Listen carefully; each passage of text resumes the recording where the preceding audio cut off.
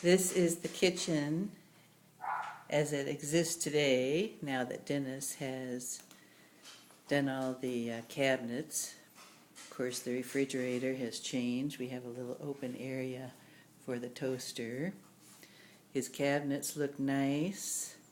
New microwave, new black granite on those countertops and a green wall, a little artwork, new country kitchen sink, the door, of course, to the backyard, and then the granite slab that we put in along with the backsplash of little glass tiles.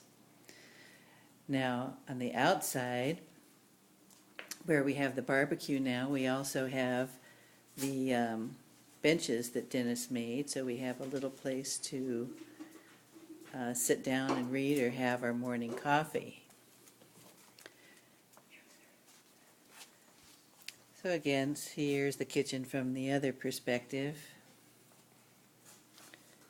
And you see the glass tile backsplash, refrigerator, and of course our lovely Idaho cat.